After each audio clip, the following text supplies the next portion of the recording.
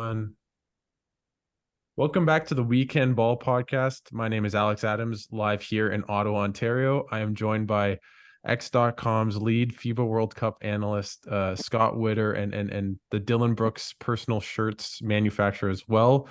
Scott has a lot of day jobs these days. So thanks to Scott for coming on. As well, we have Matty Ireland of the Great Canada Hoops podcast. He's obviously very excited with what's happened with Canada, and then as well Jonathan Chen, who my colleague at Raptors Republic, and everyone should check out his work because when he's up at 6:45 writing long ass pieces that are amazing. So thanks so much, guys, for taking the time and doing this. I really appreciate it. And just Maddie, for you, I know you've talked about 2000 when I was 2 years old. I don't know even how old Jonathan was, but what does it mean to you to see this program not only make the Olympics but get a medal at the FIBA World Cup and beat the United States in the process? Yeah, I mean it's been a journey, right? And I think it's one that I know for me personally, and anyone that's really locked in on the program for that long, I think I don't know. I wouldn't change it. I think it's made this tournament and this result that much sweeter. And you look at the highs and lows over the 24 years it'll be for next summer uh, of the program, and the players that have come in and out and played for the team. And yeah, it's been an incredible 2 weeks, I would say. I think everyone can kind of agree with that. I think in a lot of ways the result and the team exceeded expectations. There was a lot of unknowns. This is a lovable group. I really feel like this team was one that everyone could embrace. If you look at every sort of factor that was going on with the team, with Jordy coming in late, Jamal not being available, maybe some questions there, and then obviously Dylan stepping up in a huge way in the last game to beat the States. But the run has been incredible. I think we had talked about it through Twitter, and after that Spain game, it was emotional. It really was. And just you get to know people through the program that are part of Canada basketball, whether it's coaches or players or CEOs, and then you get to know the fans and the community and guys like yourselves. And I've enjoyed that part a lot, to see the growth of the support and the fan base. Yeah, it's this run was one that, like, I didn't anticipate. Hmm. I thought we were kind of shell shocked after the France game, and a lot of us were talking about it, like, wow, this team could be for real and very special. And then the weird loss to Brazil was just a bummer, right? But yeah, it's exciting, and I think what I've really enjoyed too is it's brought a lot of attention to the program for the senior men's team, which is um, and positive attention, I think, which was needed. And there's been too much negative connotation around the senior men's national team with, like, who's never playing. Like, oh, you see all the talk, like, where's Wiggs, and where's all these guys? Well, there's a lot of reasons, right? And I would never point fingers at players, but uh, super excited, guys. I mean, it's just been a whirlwind. So many of us fortunate to get to talk about it. You and Scott were there to cover it, which was incredible to see that from you guys and know you guys, and have that relationship, and reading Jonathan's stuff and his insight. And you guys are definitely probably more technical than I am, which I've always appreciated. Um, but yeah, just I'm getting too long here, but just an amazing time, guys, and I can't wait for next summer.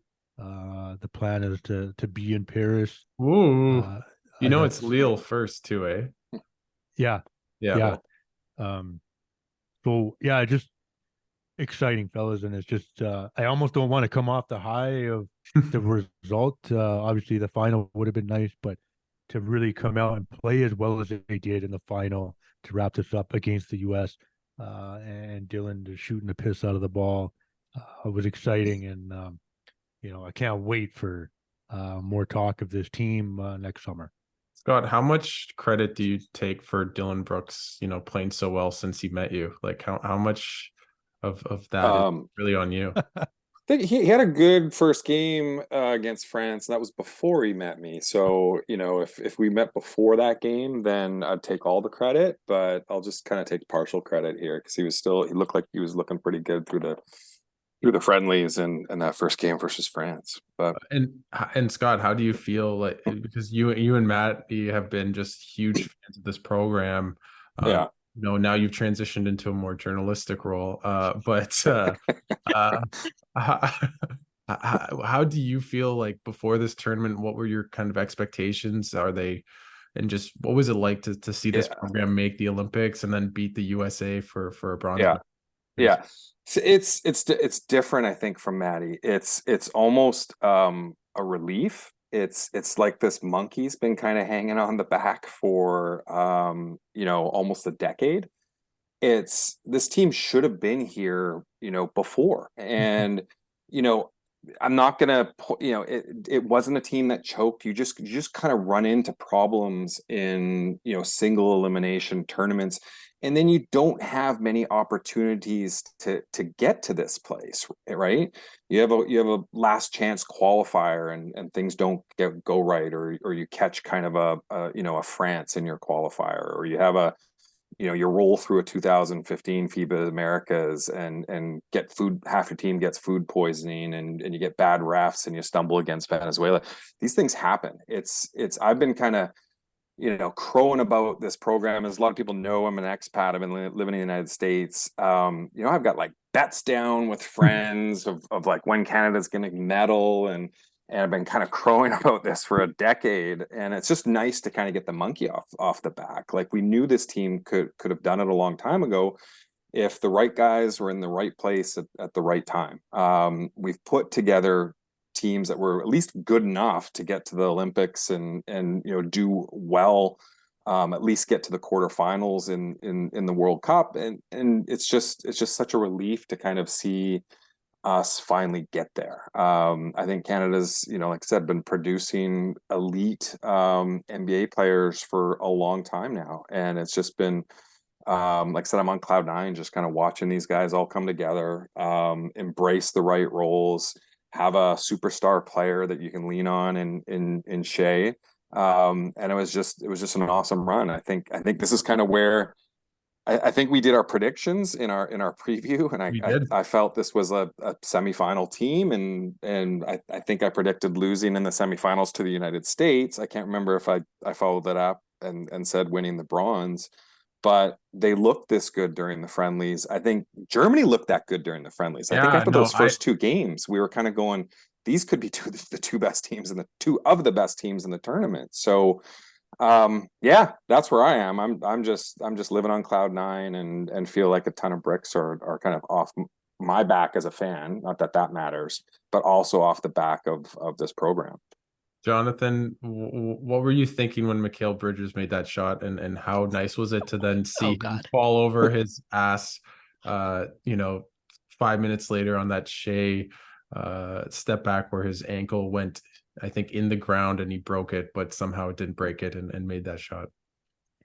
Yeah, no, that shot, it definitely was flashbacks to, the Satoransky bank game winner, to everything. Like it was just when I saw it, I was like, okay, yeah, this is it. We're gonna let it slip away again, and we're not gonna go home with a medal, which you know what? It wouldn't have been the worst thing in the world, but I think, beating the US is always a nice thing, here in Canada. Um, Yeah, I know. And then the ankle breaker, like, because yeah, I was up at, it was like what, 6 a.m. and I had Yep. to be quiet because I'm in this like apartment. But like I could not like hold in the screen because that was a ridiculous play.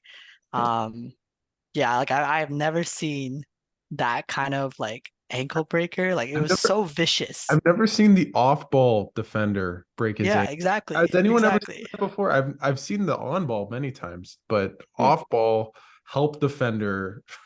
Yeah, and it was like there was no push off or anything. It was just a pure like he fell down, he got his ankles broken.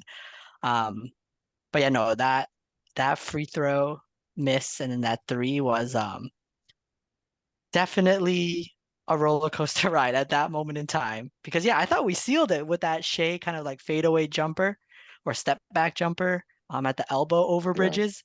I thought that was it. It was kind of like the Spain shot. I thought it was it. And I clipped it during the game, so maybe I jinxed it.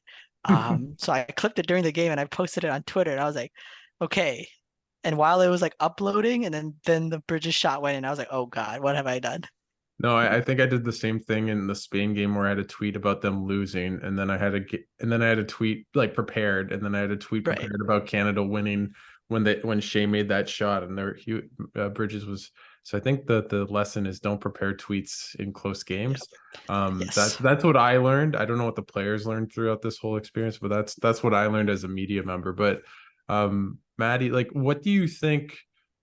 What are your expectations, Matty, for the Olympics for this team, and how much do you think that the USA game? I've been thinking about this, that it was almost better that they won the bronze than maybe winning almost the gold, or at least like going to the finals and playing a non-USA team, because just the fact they beat the USA going into the NBA season and into Paris, like they're gonna have that chip on your shoulder, and people here in Canada, like I've got all these media requests because they beat the USA rather than if they beat Germany or Serbia. But just how excited are you, Matty, for the Olympics, and what do you think the expectations should be for this team? Well, I mean, obviously, I'm very excited, and I think the expectation for Canada basketball from the program and Rowan and Jordy and obviously Mike Bartlett is to go win the damn thing. I feel like you nailed it. Like playing the U.S., setting up um, maybe this next year of like emotional rivalry. Like right away today, there's been things on Twitter of LeBron wants to get back in and bring KD and Steph and these guys to right the ship for USA basketball. And I think it is because they took the L to Canada, and there's going to be a lot more attention to USA basketball because of that. Had they lost to Lithuania or someone, maybe not so much, but because we're right next door and we have the second most guys in the league and they see them throughout the NBA season. It felt good to get that win. It just sets up Paris to be a really interesting tournament, and we've talked about it. The World Cup is a harder tournament based on the volume of teams and pool play, and just to get out of their into quarters and do some damage. So, like the expectation got to be to win it. I don't see how anyone that is involved with Canada basketball or supports it can't say that, given that this continuity and chemistry came together so quickly, and now we're likely going to add guys to jump in to give us a better chance. I think that's probably going to be obviously a talking point for a long time. Yeah, Next year, who's going to jump in? And I think, yeah, like let's go win it. There's going to be less teams. It's going to be an easier tournament in that sense, just from the basketball standpoint. You guys got to be able to stay locked in on what they're there for. Enjoy the Olympic experience, but it's going to be an incredible summer next summer. I can't wait. Scott, so I know you're all team bringing Wiggins, Tristan Thompson, Brandon Clark. No, just tell us a bit about what your thinking is in terms of, because now the hot like button topic is, who do you let back into the program? Yeah. Who's going to be there in Paris? Now, I'm not going to ask you for your 12 in an ideal scenario, the 12 guys, but just, I know how you think about this, but what do you feel about how Canada basketball should approach bringing new guys into this program and how they should try shaping the roster in Paris? Yeah. I just first want to point out that this core 14 was put together with a purpose. We've seen Canada struggle throughout the years because we pull a bunch of new guys together who have never played before, have never played with the coach, have never played in the Canada basketball system, train for a week or two, and it's just too choppy, right? The defense isn't there, the offensive execution isn't there. The whole point of this was to get these guys together for summer after summer and build chemistry, build experience, build playing together, know your roles. We cannot upset that apple cart, right? Now, at the flip side is there's some obvious holes with this team as well. We have some apparent weaknesses that can be addressed by some of the guys who weren't at this tournament. There are some guys who are part of that core 14 that still matters to me, even though guys like Jamal Murray wasn't there and has not suited up for this team, even though he was part of the core 14. He said yes from the get-go. He's gone to the camps every summer. There is some familiarity there. That elevates him over somebody like Andrew Wiggins to me. I still have tremendous respect for Andrew Wiggins and what he's done for Canada basketball in the past. He also fills some, serious holes for this team and can be extremely valuable. So I'm not going to sit there on a high horse and say Andrew Wiggins shouldn't be part of this team. But I will when we start kind of digging deeper into kind of these other names that people throw out there and get into their kind of fantasy basketball and all those sorts of things. I think there should be a priority around the core 14, the guys that were here with this tournament, because they've actually built something together and they've earned this and they deserve this. This even goes down to the kind of the non-NBA guys. They should have some serious consideration here, but you do have to balance trying to put your best foot forward and put your best team together. So I don't know what that looks like. I don't know what Rowan and Jordy are going to decide. If I was in charge, I probably would add a couple guys here or there, but it's not going to be 4 or 5 or 6 new players. It's going to be the bulk of this team is going to be that core, these 7 NBA players that were on this team, and you're filling some holes around it. That's the way I would look at it. I'm kind of going to stand firm about that, but I'm open to debate and people changing my mind. Yeah, I mean, I don't know what Jonathan thinks, but I'll just give like my quick 2 cents. For me, it's tough because I think of like a player like Andrew Nembhard, who actually did play, has FIBA experience, was there in 2019 at the World Cup. But he wasn't part of the core 14, but that was mostly because he was so young and not at that level, right? So it's the He wasn't young guys. asked. What? Right? Pardon me? He wasn't even asked. Yeah. So, and that's where I think, well, it's not his fault that he wasn't part of the core. Maybe he turned them down this year. I don't know. I don't have insights, yes or no, on that. But those are the types of players. Now, obviously, you mentioned Murray. That makes sense. If he wants to play for Canada, he will be there. Andrew Wiggins, as you mentioned, would be a great player to add. He's played FIBA, right? It's not like for me, I'm out on maybe a Mathurin or a Sharp or Miller just because they have no FIBA experience. They're young. They don't really fit a need on this roster. We have all these wings or shooting guards, right? But let's say for positions of need, maybe a Brandon Clark.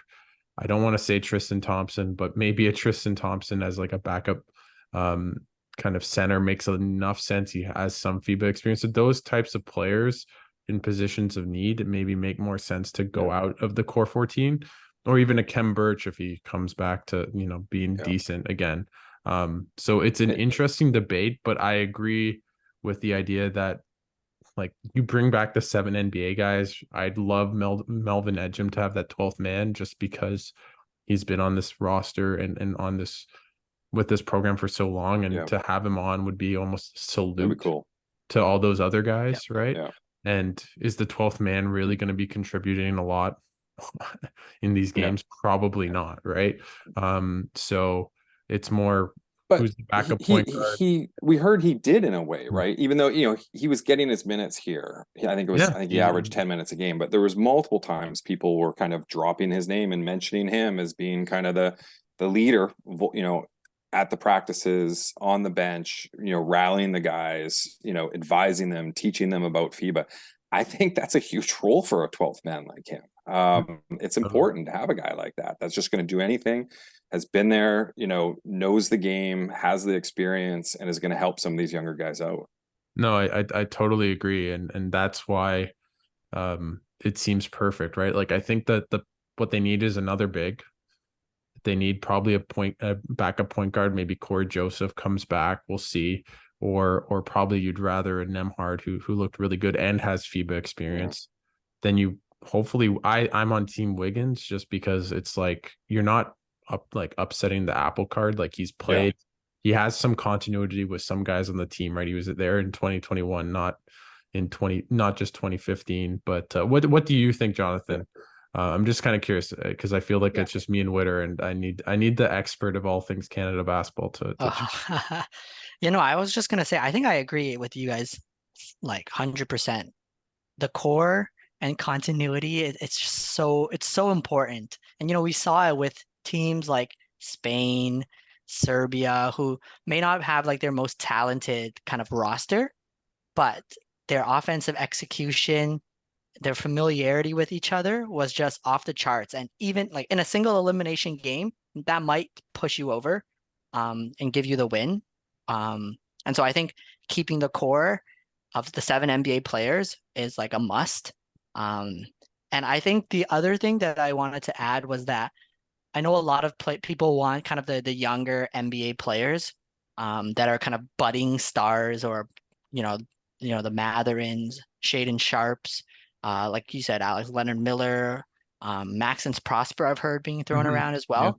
Um, I think the one issue that we usually see with kind of younger NBA players, especially Matherin and Sharp, is like their kind of off ball and their off ball defense, and I guess their defense in general is not the best. And one-on-one defense, fine, I can let it slide, I can let it go through. But I think the issue is that I would have with them both being on this team in smaller roles would be I would have some concerns with their team defense because, in the NBA, as rookies do, they struggle on defense. They struggle to make the right rotations.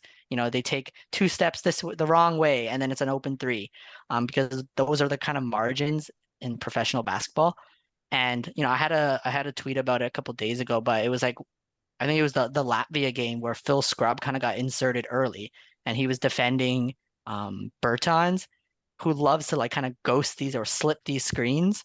And Scrub, he did that really, it's like this new kind of way to defend it where you kind of push the defender or the screener into the screen so he can't like slip it. Like he has to make contact, and it makes it easier to defend. But I think it's like those like small little nuances where like a guy like Matherin and Sharp aren't at that level yet. They don't have that experience. Because we saw it exactly with, Jamal Murray, for example, who wasn't the best team defender coming out of college, but I would say at least in the finals run, he made some really key defensive rotations. And so I think that's the part that I would kind of caution against, is just bringing this all-star, or not all-star, but like bringing the 12 most talented players, especially if they're a little young. I think the only kind of exception to that rule is Andrew Nembhard, because somehow this man knows all of these rotations, and he can make those reads on defense, and he has like this instinct, which is incredible. And we're so lucky he's on Indiana, because Caitlin Cooper, who's a brilliant writer, she kind of picks up on all of these little things that Nembhard can do. And so I think I just wanted to add that, like, yes, these Euro guys like Ejim, Kyle Alexander, Phil Scrubb, they might not be as talented as a Matherin or a Sharp, for example. But I think in lower kind of usage roles, they might fit a little better. But then again, one of the weaknesses was probably, we were over relying on Shea. But so I also think the other point is like it's so far away right now, and there's always injuries and contract stuff that come up. So that like I understand getting into the debate, but I would just caution against people who aren't as familiar with kind of FIBA and Canada basketball, of like just bringing the 12 most talented people.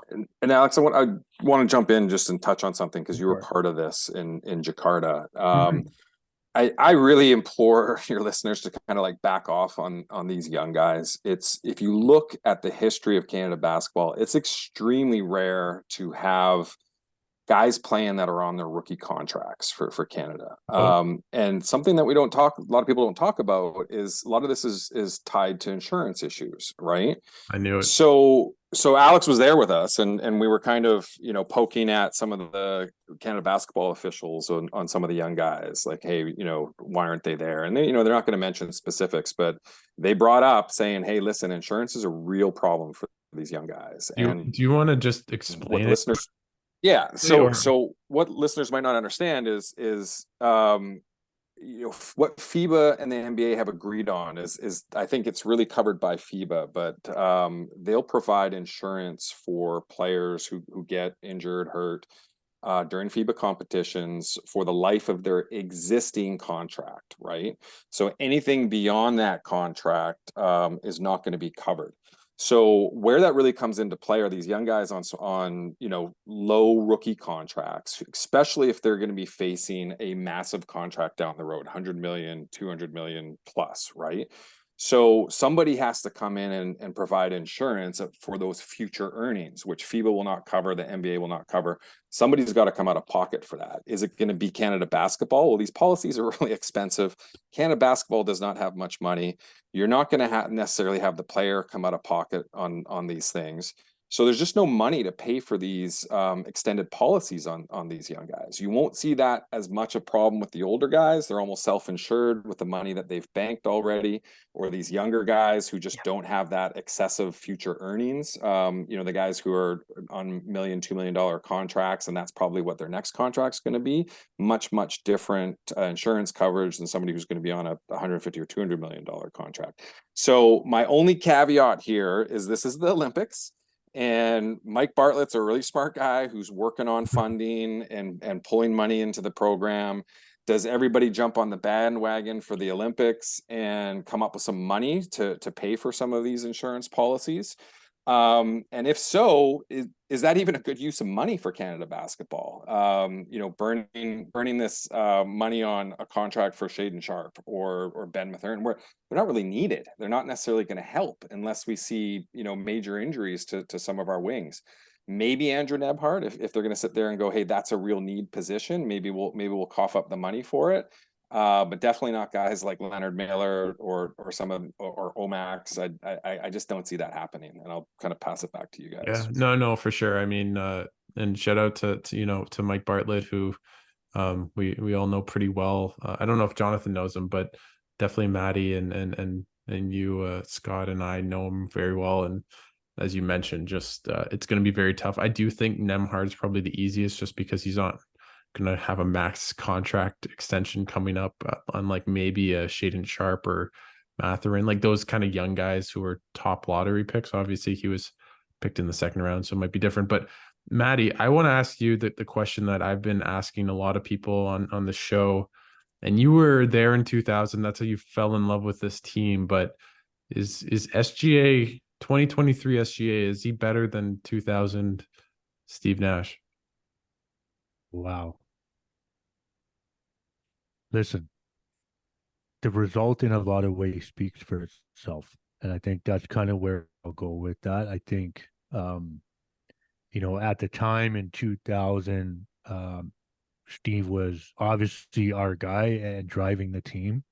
And, I think he carried them as far as he could. And it was a pretty talented team. If you look back to that roster at that time, him and Todd McCullough were the only two NBA guys. And Rowan played a big role, Sherman Hamilton, and Mike Meek, some of the icons in the game in this country, and who have since done a lot for the program. I just think, like, I will say this.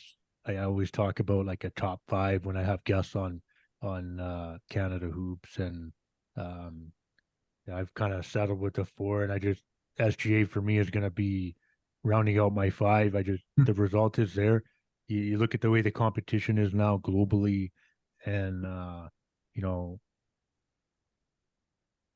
he has led the way, and I think Scott mentioned it there on X.com about Nash. He had that one great game against Yugoslavia, but yeah, I just think the body of work, and I think Steve would maybe even say it himself. It's like, man, this kid is unreal. He talked about it pregame on the broadcast.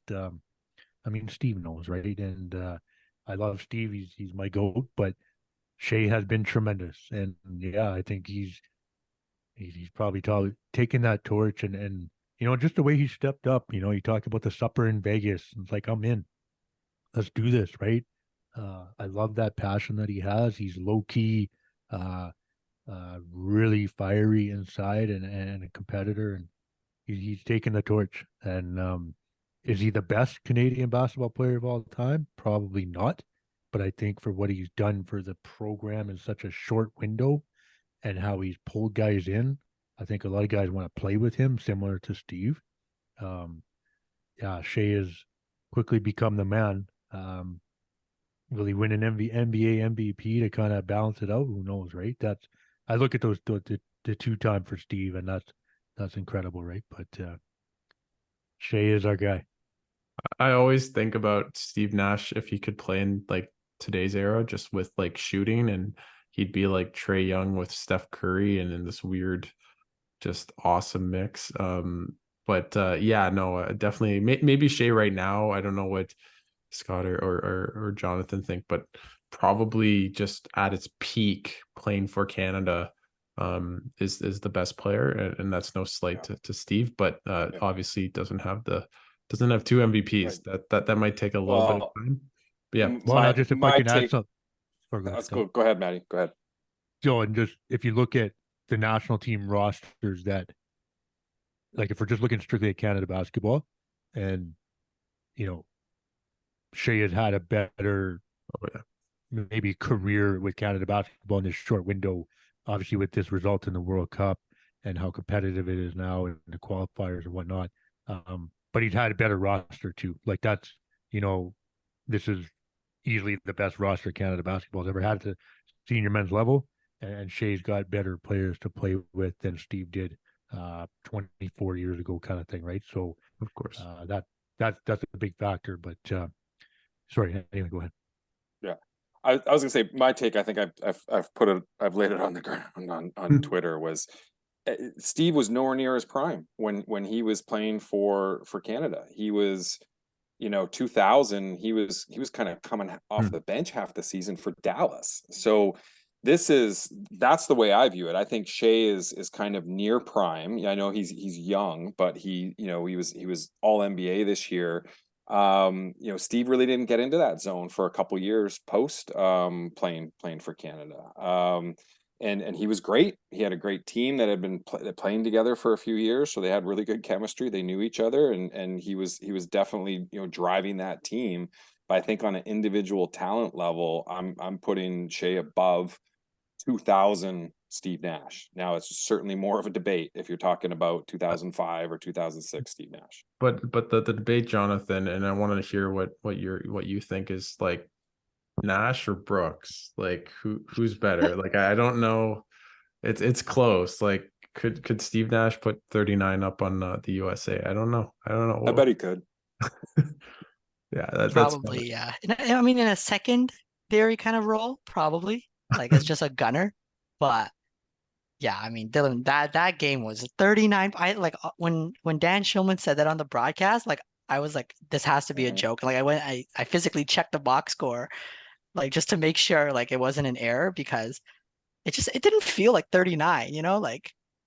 Well, it's crazy. He shot better from 3 than he did from the free throw line in that game. He was 8 of 10 from the free throw line, 7 of 8 from 3. But just let's talk about Dylan Brooks because we've just done a diatribe about SGA versus Nash, but I mean Canada doesn't make the Olympics and doesn't win the bronze medal without Dylan Brooks. And I guess Scott, just knowing him the most out of all of us, just what do you make of his tournament and just how amazing he was for Canada?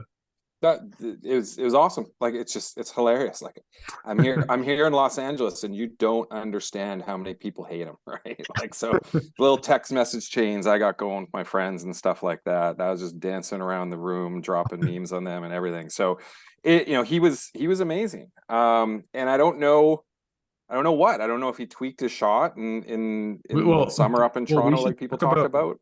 We should talk about quickly before I let you go back, but like me and you, Scott, we saw him shooting in practice. Yeah. He was by far the best 3-point shooter. I know we talked about this on Twitter, but like he was the most consistent shooter, and that bared out in these games. And a lot of them, to be fair, a lot of the shots he made were wide open. It wasn't like he made a couple step backs, but it wasn't just him launching 40-footers like Steph Curry. But anyways, I just wanted to say that.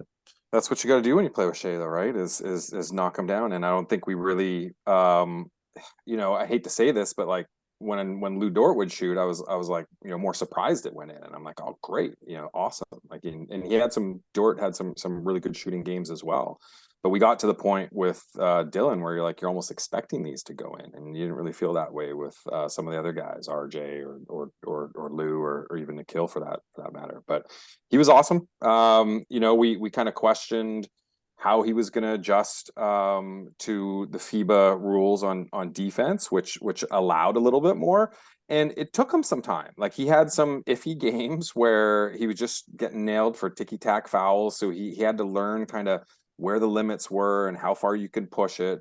And I don't know if this was broadcast much, or I didn't see it much, but he did get all defensive player for the tournament. He won defensive player of the year. Yeah. So that was very well deserved. And he was, like I said, he was fantastic defensively all tournament. And then he was chipping in and then put together that masterpiece against the United States. It was just glorious to see, especially after what he went through over in the off season and over the last year. I think he takes a lot more blame than is needed or necessary, but he brings that on himself. And a lot of people that want to point to his character flaws, I don't think they're there. We've never heard any teammate ever complain about him. Every teammate talks about how much they love him, what a great teammate he is.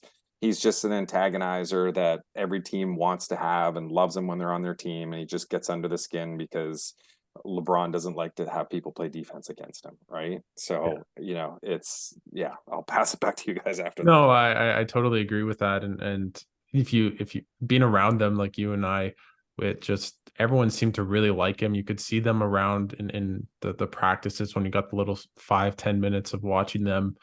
The group itself, I have to say, looked really happy-go-lucky. You always saw Shea and Nikhil practicing together.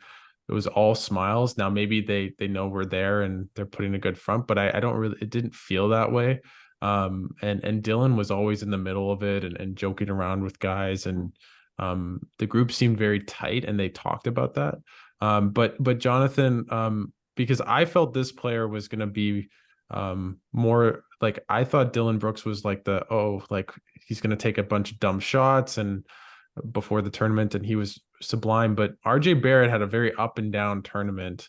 What do you just make of his tournament? And I will say, rewatching Canada versus USA for the 10th time, he made a lot of big shots in that game that feel like a bit underrated, but he made a bunch of big threes, went 4 of 8, had some bad shots, turnovers, but also made some big plays. Yeah, I think with RJ, definitely sometimes some of the lowlights kind of stand out, where it's like it's a turnover on the fast break. I think he had a couple of those throughout the tournament where, Canada was kind of gaining momentum and boom, he tries to take kind of 1-on-3 or like 1-on-2 and he loses the ball. And I think he had like a really tough first half of the World Cup. I think Canada played 8 games, so his first 4 games he had that 5-point and 4-point stinkers against France and Brazil where he shot terribly. But honestly, like if you take that out, not take it out, but like if you kind of zoom out a little and you look at his whole kind of tournament, I thought he was fine. I have some stats because I prepared some things or some numbers. So his true shooting percentage at the World Cup was 56%, which is not great. Like, again, efficiency was still a concern. But it's better than what he was in the NBA last year, which was 53.1%. And that was like in the 22nd percentile when I was writing like the training camp profiles. Like, he was a really, really poor efficiency wise. So that got a little better. And I think one of the interesting things was the majority of his shot attempts were in the non-restricted area of the paint. So it wasn't like quite right at the rim where he's excellent, but it was kind of in that middle-ish area between the free throw line and then the dotted circle where historically speaking, he's been like dreadful in the NBA. In the NBA, for example, last year, for every shot he took, he was getting 0.68 points of value back, which is really bad. And I think it really speaks to kind of his touch issues. He doesn't have the best touch, especially if you're thinking like if you're thinking of an RJ Barrett shot, you're not thinking of a floater. You're thinking of like driving his right shoulder into somebody and using his strength. But at the World Cup, it was 1 point per shot, Oh my God. 1.00 points per shot, and it was 21% of all of his like shots. Like the frequency was 21%. So kind of that in between game was a lot better. Um, and I saw Polar, who's brilliant follow on Twitter for like biomechanics stuff, talking about for RJ really it's really important to get him on like curved drives, Mm. um, because it allows him to kind of use his strength because it gives him like different angles just coming off curls and like different handoffs, and it doesn't and he doesn't have to dribble as much, which is what RJ kind of struggled with. And I think Jordy did a good job getting RJ into different positions and into different spots. There was a couple sets that I picked up on where it was obvious that they were trying to get RJ downhill, trying to get him in a good position to where all he had to do was use his strength to muscle his way to the rim. Um, but yeah, so I think overall I think it was good. He was good. He didn't really show too much differently than what he was in the NBA, which I know a lot of Knicks fans were looking for like a big jump, for example. So I don't think that was there, but I think overall he was fine. And a little bit, and I think Samson talked about this, but I think he was a little miscast as, the second perimeter creator who you need to kind of rely on to say, okay, they're doubling Shea, RJ, get us a bucket. Um, and like we just talked about, if Jamal is there, if Wiggins is there, maybe that's not an issue, and it puts him down a couple pegs, and all of a sudden you're looking at this like really physical like wing player who, if you can get him in the right spots, he can be efficient. So yeah, I think overall I would say RJ definitely had a really strong end to the tournament compared to his beginning. So yeah, like if I had to give it a grade, it would probably be like a B or a B plus or a B minus, somewhere there where Mhm. he wasn't terrible, but um he didn't like excel and show like so many different things. Matty, just what was it like for you to see guys that have been in this program like Kelly, Dwight Powell, Melvin Ejim to make the Olympics, and then now, not only that, but to see them with a nice bronze medal around their necks? Yeah, excuse me. You got to love it, right? I mean, it's been a long time coming. You look at like after on the broadcast, you know, here in Canada on Sportsnet, they did a tremendous job. Shout out everybody there. Um, after the Spain game, like Dwight's in tears, man. He's walking off the floor, and we've all seen it. And you knew it mattered. And him and Kelly with a big embrace. Two longtime warriors. That was special. And I think for a lot of people that have followed the program, that resonated. Um, I might have had a tear going maybe as well. But like you need those guys, man. Like Dwight. He came up with big rebounds. He was just a hustle guy. I mean, we're gonna start putting a counter on how many times he's on the floor, and I thought, you know, Kelly showed a lot in terms of like reduced minutes towards the end of the tournament. Defensively, he struggled. There were situations where he, needed to be off the floor just for defensive purposes, and you just know he's never going to complain about that. And I think he would probably be my guy. I was maybe most disappointed about in terms of the tournament overall, but that has a lot to do with just how much Kelly has put into the program, right? And he had some big moments and hit some big shots. You can tell his presence matters out there. But yeah, he just, he struggled towards the end, but it didn't matter. And in terms of his minutes, he didn't care. He just like that last look before going into overtime. I wanted that for Kelly so bad. Like that was, we almost had a KO TKO there. Like that would have been, we would have been talking about that till the day we died. Like just like what a Okay. look. And then I couldn't imagine if that had gone in. But just for these Warriors, right? Got through the ups and downs, and those guys, like if you just look at this roster, like Mel, Kelly, Dwight, those guys through the ups and downs, they played a long time. I think other players that I've sort of talked to a little bit through social media, going back maybe a generation before, like I think the alumni resonate a lot with those guys, Hmm. and to have them a part of this group to get the win, the emotion that they had was special, and those are the guys that I would love to just sit down and chat with just about the ups and downs through the program, and but yeah, just you know, it's great to have those guys getting this opportunity next year because like the next window through Los Angeles probably not going to be on the team, right? So Oh, this is I their shot, right? I just realized Scott will be there, so that's nice. Yeah, Yeah, that's right. I You didn't might put. get a bunch of roomies You down there, might. boy. We'll talk to my wife about that, but yeah, you're welcome. With that, just what do you guys make, and maybe Scott or Jonathan, one of you can chime in just on Jordy Fernandez, because I thought he had a really tough job in terms of getting this together with this group, with basically having to bring them together within a month and a bit, and he successfully did, and they won a bronze medal. They made the Olympics. His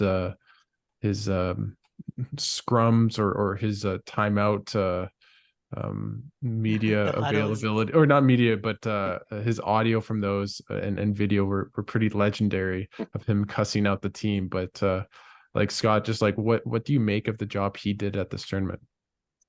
That was clearly the right hire by Canada Basketball, and I think a lot of people were involved in that, and I think a lot of people, a lot of different people were pointing in his direction. So he was fantastic. He was fantastic to watch. He was a pretty cool cat. He looked like he had a great relationship with the players. He was making for the most part the right in game calls. I think we can kind of quibble on some things here or there. But in such a short time, he really pulled it together. And like I said, if we were grading him, you got to put him at like an A or an A plus. So glad we got him. Glad he's going to stick around. And I kind of look forward to see what he can do with a little bit more time with this team. Can he kind of stamp his fingerprints on it a little bit more? Is he going to make roster changes? That's kind of what I'm really curious about at this point. Yeah, I'm the same way. I'd love if he just called timeouts a bit earlier, and also I'd be interested to see what he'd do with maybe a better bench.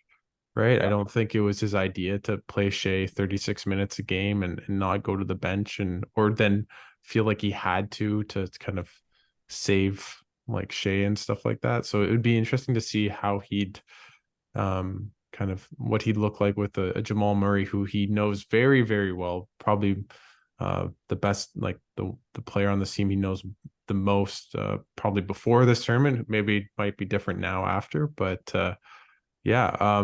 Just what have you thought about his job, Jonathan? Just like X's and O's wise. Yeah. No, I think he's been incredible, honestly.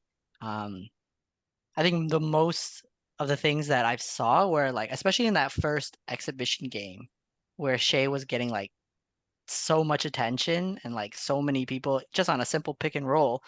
And like here I am thinking, I have no idea how we're gonna solve this, and I'm freaking out. I'm like, oh my God, what is gonna happen? And then the next game, then next time they play them, they come out with a kind of like flattening out and putting everybody on the baseline, for example, so that there's more space for Shea. Um, so yeah, I think honestly he was incredible, especially at kind of the adjustments he was making. Um, there was just so many numerous times where it just like the decisions he made were working.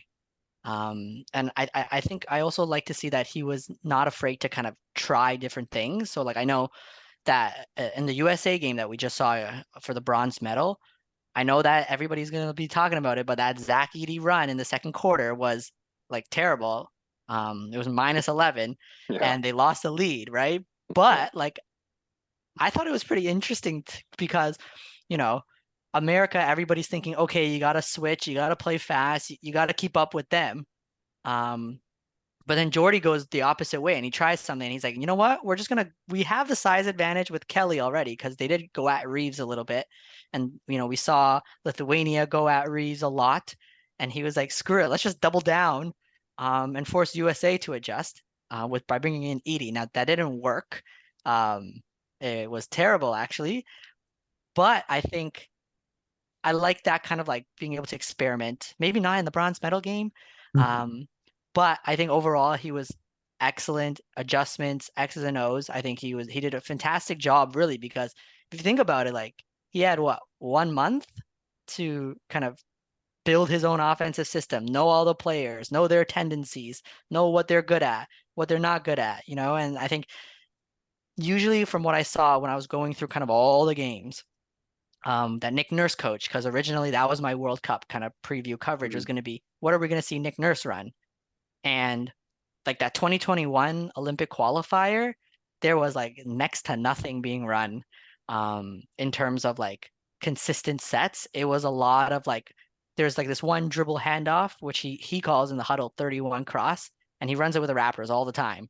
But like there was that one play that they ran a lot, and there wasn't a bunch of other stuff. So I think that was one of the concerns coming in. But I thought the offense was fine. Um, I think Brazil kind of slowed them down, and maybe he didn't call the timeout when I wanted it to in the third quarter. Um, and I think the only nitpick for me would just be, can he figure out, and can the coaching staff, because I don't know who's in charge of this, but can they figure out a way to play Zach Edey and get Zach Edey on the court consistently? Because I think his foot speed is like, obviously it's slow, but for a guy his size, it's actually pretty decent. And I watched like all the pick and rolls this morning about, or all the pick and rolls that Zach Edey was run against the US. And honestly, I thought like the angles he took, kind of the spacing, like I thought everything was okay actually. Like they did score on or sorry, I think they scored on 3 out of the 4, and one of them was a foul. But like I thought he was okay, and so I think if my one nitpick would be, can we figure out a way to get him on the court, play some type of zone defense maybe? Because I think offensively, he is the solution to a lot of Canada's issues in FIBA. But other than that, A+ from me. Hmm. Zach shot 100% on the tournament, if you can believe it. Yeah, exactly. I had the terrible misfortune of telling him he had a double-double when he didn't have a double-double. Right. So that was fun. That's because FIBA's app makes no sense. I just saw 10 and it was minutes and I was in a rush. Anyways, just before we kind of end off, because we've been almost here for an hour, just what are you most looking forward to with this group going into Paris? Like, is it just to see Shea again at the Olympics? Is it to see Dylan Brooks, if this is a real thing, and the NBA season?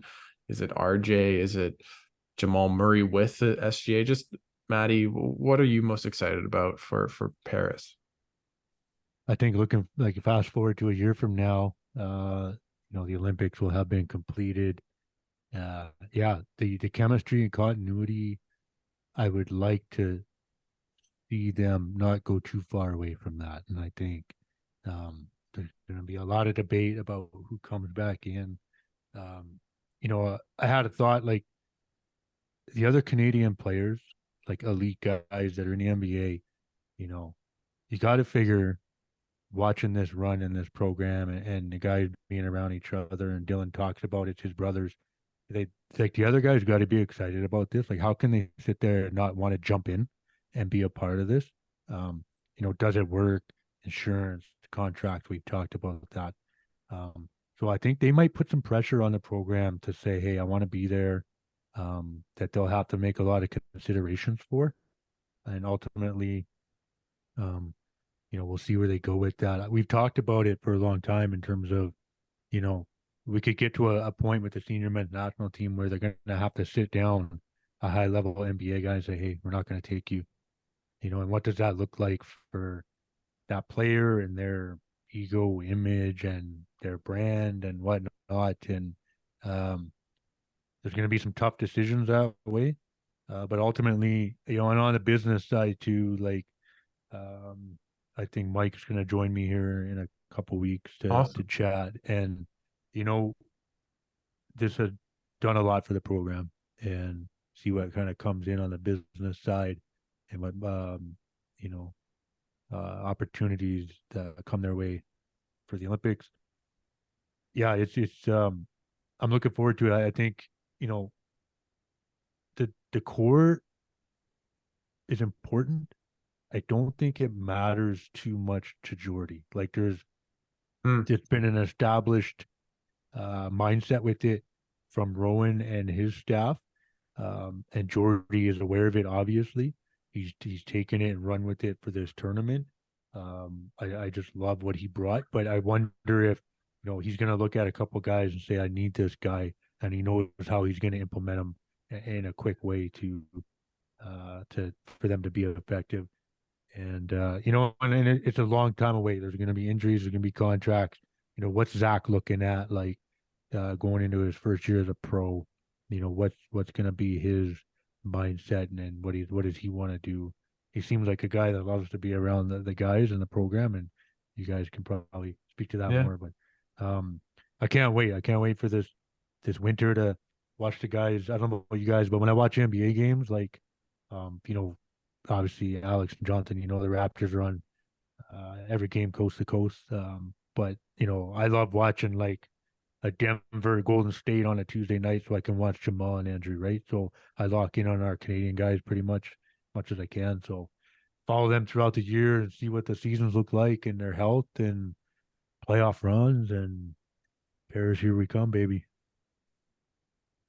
Does Scott or Jonathan, anything you guys want to add to that other than are we Yeah, all good? Are we all going to Paris? Is that the plan? Are we, maybe.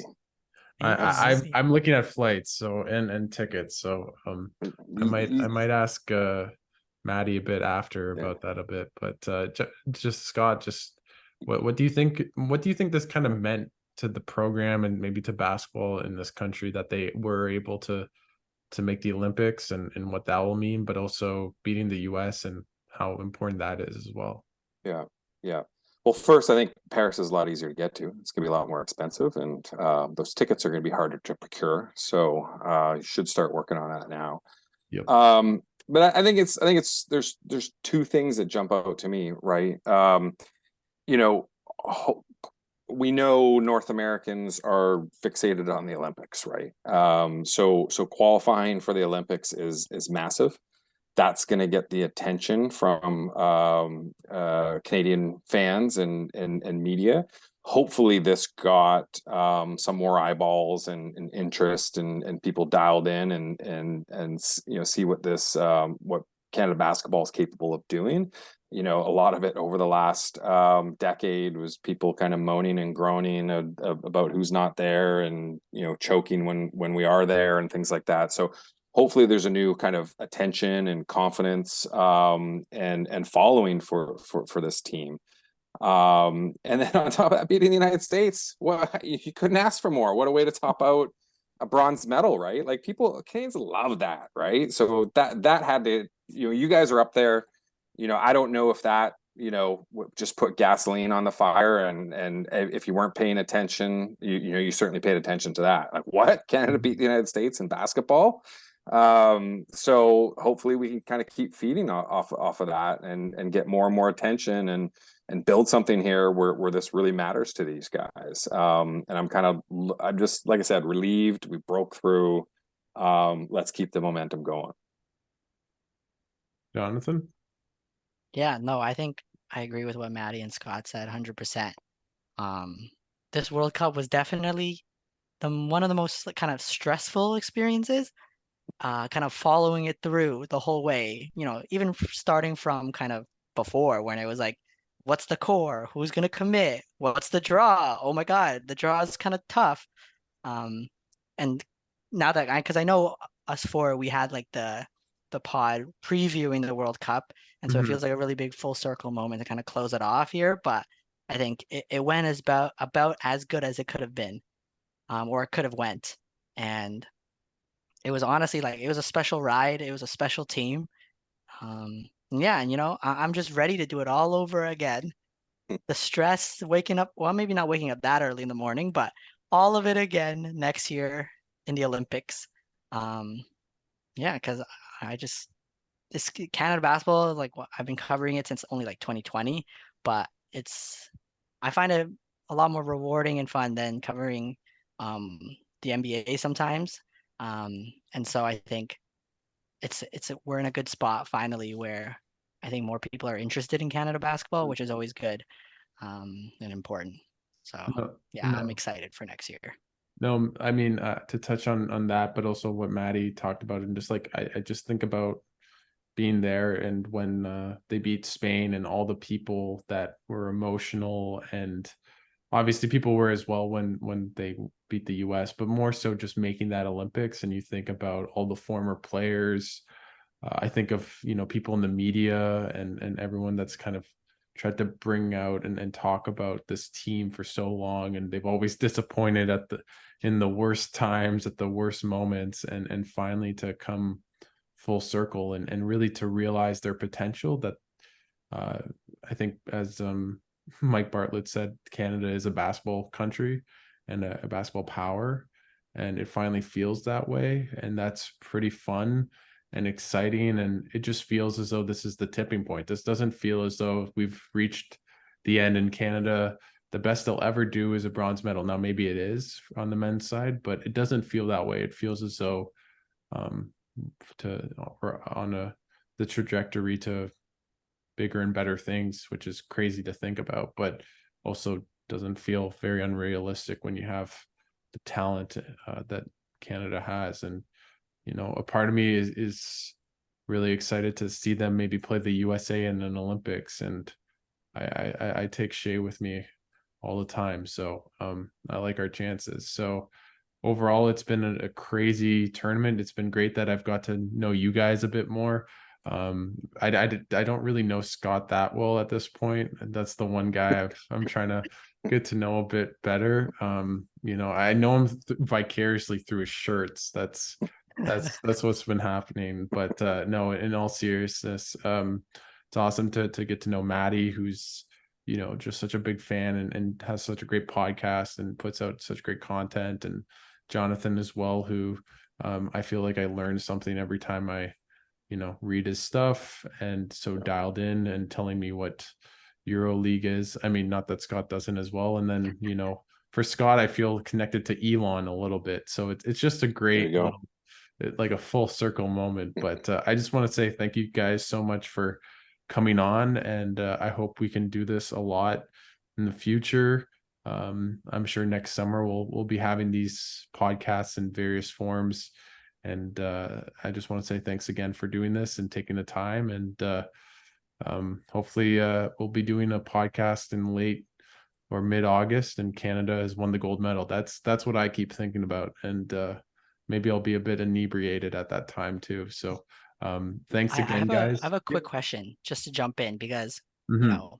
out of all the kind of Canadian media, the three people, or I guess four people that were there, Alex and Scott, you guys were there. What is kind of your highlight memory from Jakarta? Um, and I guess not so highlight as well. Actually, you know what? You can take whichever direction. Just a standout memory. I can do my not so was driving back from the airport on my first day, and the driver is like half awake and swerving, and I'm thinking, don't let me die this way. But that was my welcome to Jakarta moment. I don't know, what was your low light? Was it eating the bad food or the good food but made you feel queasy, Scott? Yeah, like I said, it was my first trip to Asia in about a decade, so I was really excited to go on like a street food tour, and I think I overdid it there and was plagued with a little bit of I don't even know what the Jakarta version is, but it's the Bangkok Trots or the Montezuma's Revenge or Delhi Belly or whatever you want to call it. It wasn't so bad, but it was lingering for many days. Yeah, and I guess to go on my highlight, I mean, a lot of it was just being around Scott. I will say, seeing him and Dylan Brooks and the T-shirt was maybe the funniest moment of the entire trip. of Dylan Brooks dapping him up and enjoying his t-shirt. And also just, I will say this, at a press conference, Scott saying Scott Witter X.com, and then see Shea Gilgeous-Alexander smirk in at the front on the podium. I thought that was quite good, because Shea is a man of few words and very calm, but even Scott could get a rise and a reaction out of him. I would say interviewing the play, like Bruno, it was funny. I kept seeing him on the plane, and he said like, have a great flight. And I chatted with him at the airport, and I said, yeah, the ref screwed you. He's like, yeah, I know, man. It always happens that way. So that was a kind of cool interaction, and just kind of being in the venue, and you know, being around Arash Madani and Scott was pretty fun, and had a bunch of cool and I really like my interview with Sergio Scariolo. So there's more than one memory for me, but trip of a lifetime, and it's been surreal. And I don't know what Scott's was, but take away. Yeah, for me, you know, not only was watching you go to work, and like I said, hardest working man in Jakarta, and Alex was really hustling. It was nonstop, and it was kind of awesome to see. Thank you. But for me, like, I think I talked about this with a few people, and listen, I'm a fan. I'm not a member of the media, you know, really. So it was just a very different fan experience getting the media pass, right? So I've never experienced anything like this before. So I'm in the bowels of the arena with all the other media, you know, sticking my nose into the practice sessions, being in the mix zone, being in the press conferences after the games. You know, you're right there with the players. You're standing face to face with them. You're interacting with them. You're talking to them. You're just kind of seeing everything from a different angle that's kind of, I think, hidden from the average fan. So that was the huge, you know, highlight for me, is like, I don't know if that'll ever happen again for me. So that's certainly kind of a once in a lifetime experience for me. Maybe I get lucky again. But that was truly amazing for me, just to kind of see that from all those different angles. I will also say that Scott kind of grew into the media fan role. Like you started asking questions, and very good questions. I forget what the question was, but you asked Trey Bell Haynes a really good, like, what's it like between your team in Europe to now being on this team? And he was like, oh my God, this guy knows me. Like, I could see the reaction. He really appreciated it. So it was pretty cool to see you I don't know, go to work or have fun, or I don't know how you'd want to describe it, Scott, but bit of both. So pretty cool. And hopefully we can, you know, get some access, or some, I know there's, you know, things we can do a bit in Lille and Paris. So hopefully see you guys there. And what a tournament, eh? Like, you couldn't have scripted it better. You know, the Brazil game was almost the reward, or what was needed to have that amazing Spain game. Losing to Serbia, sure, we didn't get the gold medal, but beating the USA in that way was pretty much close to a gold medal, maybe vibe. So just what a tournament, ups and downs and everything, but definitely ended on an up. And Dylan Brooks, I'm sure, is partying somewhere, wherever he is, telling everyone in Memphis to go shove it. And I'm saying that to the French reporters. No, I'm kidding. But yeah, so thanks again, guys, for doing this. This was a blast. We'll definitely do this along the way. And there's some rumors that there's going to be games in Vegas and Toronto, maybe, between Canada and USA, and that maybe you get a press pass for Vegas and then we get it for Toronto or something. So let's make that happen. But anyways, thanks so much, guys, and have a great rest of your fall. And we'll definitely be in touch, and everyone should check out everyone's work and Twitter follows at Scott Witter, at Matty Ireland, and at Jonathan Chen. So thanks again, guys, for doing this. This was amazing getting to know you, and this was awesome. Thanks, guys. Appreciate it. Thanks.